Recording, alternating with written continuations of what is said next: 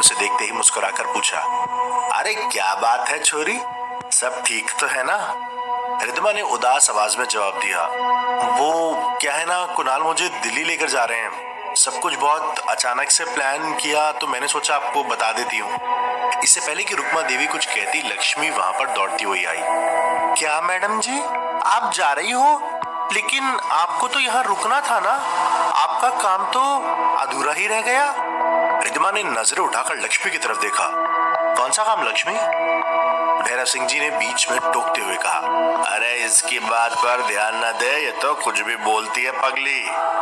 रिद्धिमा को लक्ष्मी की बात समझ में नहीं आई, लेकिन रिद्धिमा के जाने की बात सुनकर भैरव सिंह जी और रुक्मा देवी उदास हो गए थे। भैरव सिंह जी ने रिद्धिमा के माथे पर हाथ रखते हुए उसे आशीर्वाद दिया, छोरा छोरी जो भी पैदा हो हमारे को जरूर खबर करना बेटा। हमने तो सोचा था थारा बच्चा यही इस गांव में पैदा होगा तो हम भी खिलाएंगे, पर कोई बात नहीं, अगर कुणाल कह रहा है तो तुझे जाना चाहिए। और अब वो वक्त आ चुका था जब रिद्धिमा दिल्ली जाने के लिए हवेली के बाहर निकली। रिद्धिमा बार बार पलटकर हवेली की तरफ देख रही थी। उधर लक्ष्मी भी चुपचाप खड़ी हुई थी। उसकी नजरें सिर्फ कुणाल की तरफ थी, लेकिन घूंघट होने की वजह से कोई भी लक्ष्मी के चेहरे को नहीं देख पा रहा था और कोई समझ भी नहीं पा रहा था कि लक्ष्मी के दिल में इस वक्त क्या चल रहा है। रिद्धिमा को जाते देख भैरव सिंह जी और रुक्मा देवी काफी इमोशनल हो गए थे। टैक्सी ड्राइवर ने कुणाल को चलने का इशारा किया। कुणाल ने कहा, चलो रिद्धिमा, 5 बज चुके हैं, हमें देरी हो जाएगी। और कुछ देर बाद कुणाल और रिद्धिमा की टैक्सी गांव के बाहर की तरफ चल पड़ी। कुणाल अभी लगातार बड़े ध्यान से रिद्धिमा के चेहरे को देख रहा था, क्योंकि कुणाल के दिल में भी यही सब चल रहा था कि आखिर रिद्धिमा उस तरह से गाना क्यों गा रही थी, गांव के लोगों की तरह बातें क्यों कर रही थी, कहीं कुछ गड़बड़ तो नहीं। लेकिन तभी अचानक से ब्रेक लगा। आपने गाड़ी क्यों रोक दी? ड्राइवर ने पलटकर कुणाल की तरफ देखा और उसे बताया कि शायद गाड़ी का टायर पंचर हो गया है। यह सुनने के बाद कुणाल परेशान हो गया। एक तो वैसे ही हमें देरी हो रही और फिर ये सब कुछ। ड्राइवर ने कुणाल को परेशान ना होने के लिए कहा और उसे बताया कि कुछ ही देर में वह गाड़ी का टायर ठीक करवा लेगा। उस वक्त जब कुणाल ने रिद्धिमा के चेहरे की तरफ देखा तो उसने नोटिस किया कि रिद्धिमा मुस्कुरा रही थी। रिद्धिमा, गाड़ी खराब हुई और तुम्हें हंसी आ रही है? रिद्धिमा ने मुस्कुराते हुए कहा, कोई तो चाहता है कि मैं गांव से ना जाऊं। वापस चलते हैं ना कुणाल, बहुत अच्छा लगता है उस हवेली में। हवेली को शायद मेरी जरूरत है कुणाल। रिद्धिमा की इस तरह बहकी बहकी बातें करने पर कुणाल को कुछ समझ नहीं आ रहा था। ये तुम क्या कह रही हो? इस बार रिद्धिमा ने कुणाल के चेहरे की तरफ देखा तो उसकी आंखों में एक अजीब सी चमक थी। रिद्धिमा की आंखें कुणाल को कुछ अलग लगी। उसने कुणाल से कहा, मैंने पहले भी बताया, मारो जाने का मरना है यहाँ से, क्यों जिद कर रहा है छोरे? कुणाल डरकर एकदम से पीछे हट गया। रिद्धिमा, क्या हुआ है तुम्हें? इस तरह से क्यों बोल रही हो? हमें जल्दी यहाँ से जाना होगा। तब तक गाड़ी का टायर भी ठीक हो चुका था।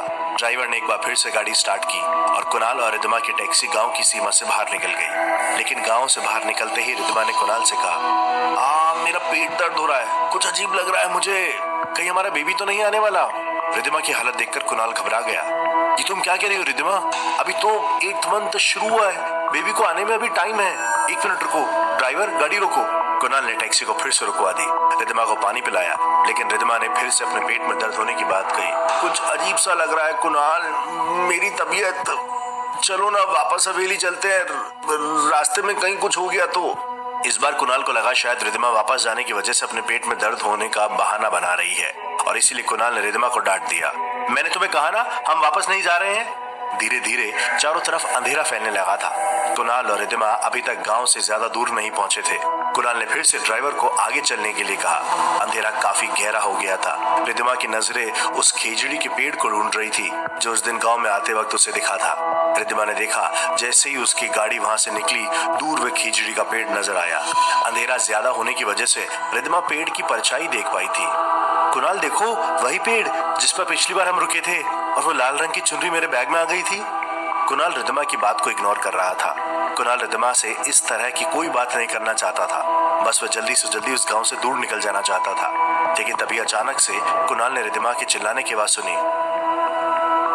क्या कर रही हो तुम? चिल्ला क्यों रही हो? बहुत दर्द हो रहा है कुणाल, बहुत दर्द हो रहा है, मुझे लगता है हमारा बेबी आने वाला है। कुणाल प्लीज मुझे बचा लो। अब कुणाल के पास गाड़ी रुकवाने के अलावा कोई चारा नहीं बचा था। कुणाल ने ड्राइवर से कहकर एक बार फिर अपनी गाड़ी को वहीं पर रुकवा दिया। कुणाल ने रिद्धिमा को गाड़ी से बाहर उतारा रिद्धिमा को लेबर पेन शुरू हो चुका था। इस तरह अचानक से रिद्धिमा को हो रहे लेबर पेन से कुणाल को हैरानी में डाल दिया था। ये कैसे हो गया रिद्धिमा? अभी तो बेबी के आने में बहुत टाइम है और तुम्हारी तबीयत ठीक थी, फिर ये सब अचानक क्या हो रहा है?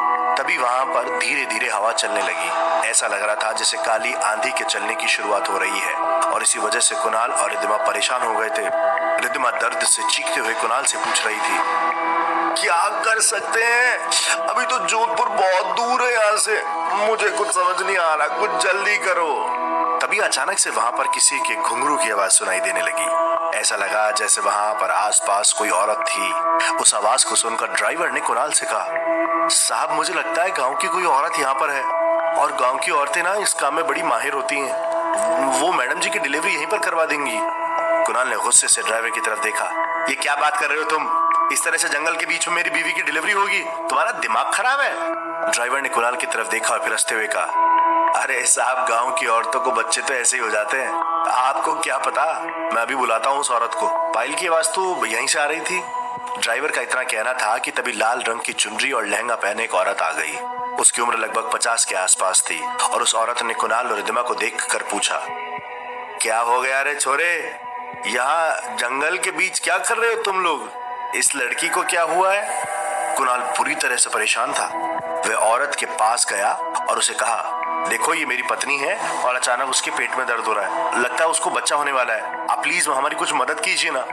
उस औरत ने बड़े गौर से रिद्धिमा की तरफ देखा और फिर कहा, हाँ हाँ क्यों नहीं, अरे हम मदद नहीं करेंगे तो कौन करेगा? वह देख वहाँ सामने मेरी झोपड़ी है, चलो वहां पर तुम्हारी बीवी को ले आओ।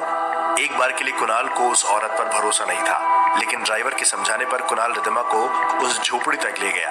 वहां जाकर कुणाल ने देखा कि बस एक छोटी सी झोपड़ी जिसके अंदर एक खाट, छोटा सा चूल्हा और जरूरत का कुछ सामान था।